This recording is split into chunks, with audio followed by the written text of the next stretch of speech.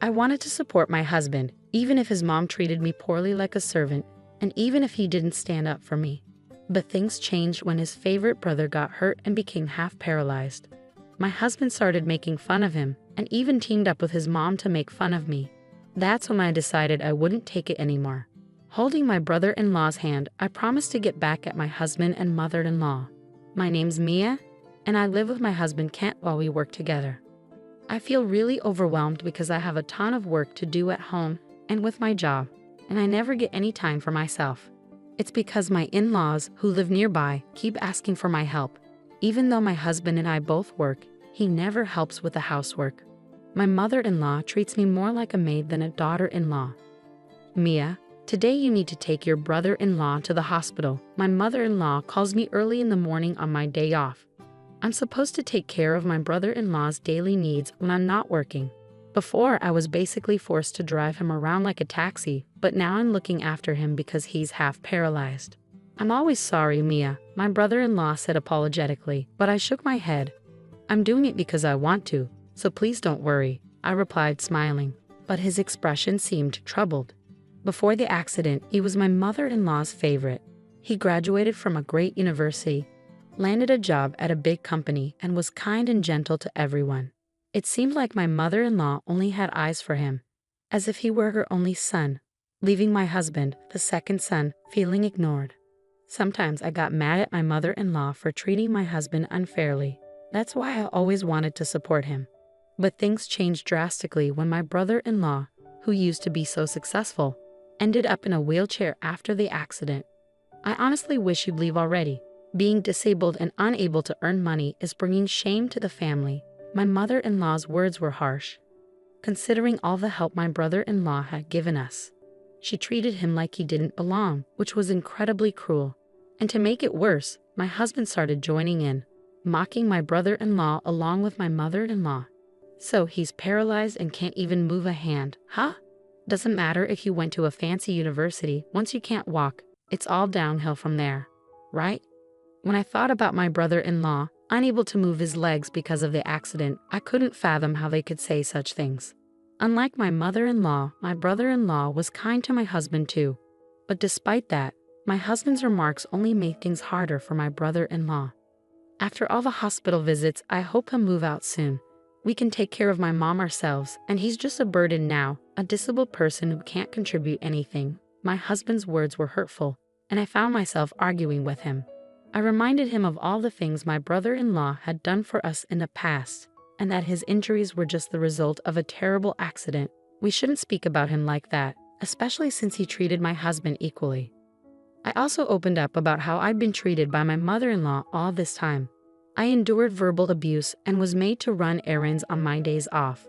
But I went along with it because I hoped my mother-in-law would change her attitude toward my husband, and maybe even acknowledge me a little. But no matter how much I pleaded, my husband didn't seem to understand.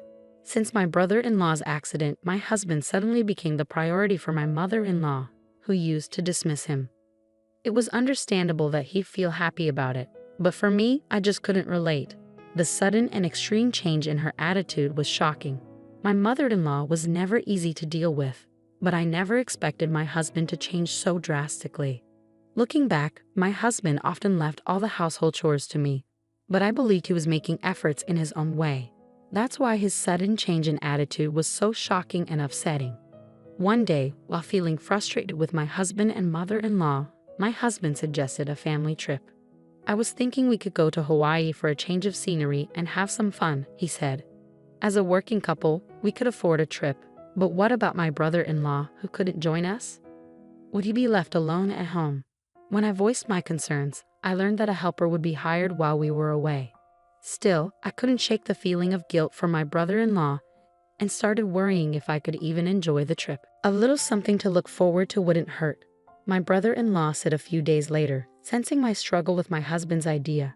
I heard about the trip. Don't worry about me, go and enjoy yourself. You've always been there for me during the hospital visits and everything else. It's time for you to relax and have some fun. His kindness touched me, and I joked that going on a trip with my husband and mother-in-law might be more exhausting than usual, which made my brother-in-law laugh. Encouraged by his words, I told my husband we should go ahead with the trip, and we began preparing for our Hawaii adventure. I took charge of planning the itinerary and dealing with the travel agency. My mother-in-law kept changing her hotel and activity preferences, making it a bit challenging to finalize the plans.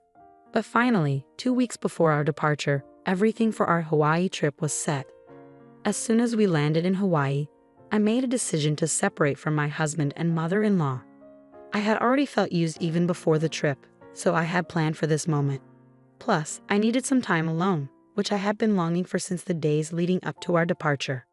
Most of my effort went into helping my mother-in-law prepare for the trip. I'd rush to buy the things she needed after work, and on my days off, I'd take her to the store so she could pick out what she wanted. These shopping trips with my mother-in-law would easily take up 4 hours each time. The 2 weeks before our departure were packed with this and assisting my brother-in-law with his hospital visits. Then, on the day of the trip, my husband and mother-in-law chuckled and told me, "You stay and take care of your brother." Those words left me speechless and utterly stunned. "Since I usually take care of my son, this time it's your turn. Hiring a helper costs money, but you do it for free," my husband and mother-in-law joked, laughing it off. Their demeanor left me feeling no anger anymore. They left for the airport without me, and I stood frozen in place even after their car vanished from sight. Once back home, I used the spare key to enter my in-laws' house. I found my brother-in-law lying down in the living room and told him about what had just occurred. "I'm sorry for suggesting the trip, but I never imagined it would turn out like this," I told my apologetic brother-in-law, reassuring him that this outcome was probably for the best. I hadn't expected much from my mother-in-law to begin with, but this incident also revealed my husband's true colors. I struggled to put my feelings into words, but at that point, I didn't really care anymore. As I glanced down at my brother-in-law's immobile lower body and left hand, I suddenly saw him rise to his feet. It was shocking because he wasn't supposed to be able to move like that. "What's happening? How are you standing?" I blurted out in surprise. Unable to contain my astonishment, I asked my brother-in-law, who then explained that he wasn't permanently paralyzed. It turns out he had been wanting to put an end to my mother-in-law's excessive interference for a while. He had chosen to stay at the family home because he couldn't afford to live on his own. "I'm barely making ends meet," he explained. When my mother-in-law insisted on him staying, he felt pressured to comply, fearing it might cause trouble for my husband and me. "My mother spends money recklessly. I thought my life would be ruined if things continued like this." I was naive at the time of the accident, he admitted. He had been contemplating how to break free from his mother's hold without causing issues for us. The turning point came when he pretended to be paralyzed and unable to walk. That's when my mother-in-law's attitude towards him changed. And just as he was wondering what to do next, my mother-in-law began favoring my husband. Listening to his story, I couldn't help but feel genuinely sorry for my brother-in-law. "It's really frustrating, isn't it?" I replied with a wry smile, and my brother-in-law returned the smile. "Well, shall we fight back then? What do you think? You can join in, Mia," he suggested. I had no intention of letting things end like this. This whole situation had disgusted me with my husband and mother-in-law. So of course I agreed to my brother-in-law's proposal. 1 week later, my mother-in-law and husband returned from Hawaii. As soon as they arrived home, my husband called me. "Hey, where are my things?" The apartment was empty when I got back. I explained that I had sent his belongings to my in-laws' house. "I made it so you can live with your mother like you've always wanted," I tearfully told him. But instead of understanding, he started complaining about how I moved his stuff without permission. Ignoring his reaction, I told him I want a divorce. "This is too selfish." He was taken aback, demanding to know what had come over me and who was the selfish one. Finally finding my voice, I confronted him about his betrayal of my trust and how much I had endured for him. And during the preparations for the move, even more of his wrongdoing came to light. It turns out he was secretly giving money to my mother-in-law without telling me. Looking back, my mother-in-law's extravagant shopping habits continued even after my brother-in-law quit his job. I had always assumed he was the one funding her spending, but it turns out he had significantly cut back on his expenses after leaving his job. That meant my mother-in-law must have been getting money from someone else, and the only likely candidate was my husband. "You need to repay the money you've been spending without my knowledge," I know $22,000 had gone missing in the past few months, I told him firmly. In response, my husband offered weak excuses, but nothing he said seemed to justify what he had done. Realizing that everything I said was true, he couldn't come up with any valid reasons. I informed him that my brother-in-law had already moved out, and I was living in a new place. I made it clear that neither my brother-in-law nor I wanted anything to do with him or his mother anymore. It's best for you to go live with your parents. Your family seems to only consist of your mother-in-law, right? I said before hanging up, but my husband's angry voice cut through. You're so insolent. I should have divorced you long ago, just like my mother said, he shouted. Even in that moment, he brought up his mother. Though it was my honest feeling, his words felt like a relief. His straightforward declaration of divorce was appreciated. Shortly after, a pre-filled divorce form arrived from my husband's end. I submitted it to the city office and sorted out the financial matters swiftly. Finally, I was free, but this was just the beginning. I submitted the divorce papers. I informed him over the phone.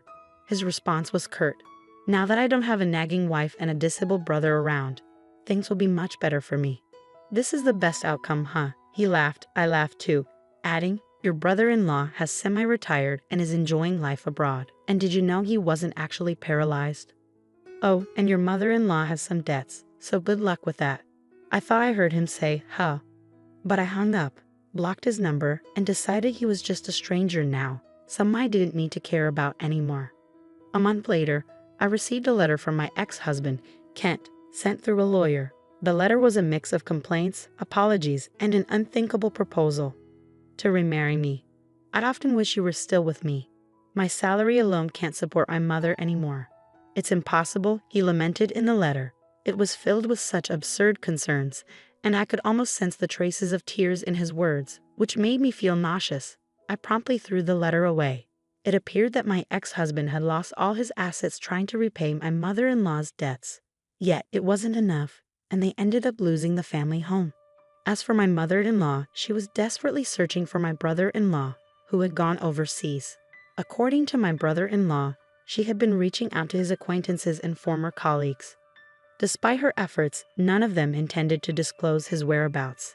And even if she did find out, she wouldn't be able to go there. This situation was putting my second son at risk. I want to see my older son, she reportedly said, but none of my brother-in-law's acquaintances were willing to help her. It seems that life with Kent has been quite challenging for my mother-in-law since the divorce. Meanwhile, I've been enjoying a peaceful life in my new single-person apartment. It's remarkably calm compared to the chaos of before. It's been a year since the divorce, and for the last 6 months, I haven't heard a word from my ex-husband. Then today, I received an email from my brother-in-law abroad after a long silence. The email contained news that my mother-in-law had finally gone bankrupt, her name even listed in the official Gazette. Curious, I did some digging and discovered that Kent and my mother-in-law are now cohabiting in a small one-room apartment. Needless to say, they're not getting along. Kent is struggling to make ends meet and is drowning in debt, all because of my mother-in-law's uncontrollable spending habits. The sight of them disgusts me, but strangely, recalling the past doesn't fill me with anger anymore.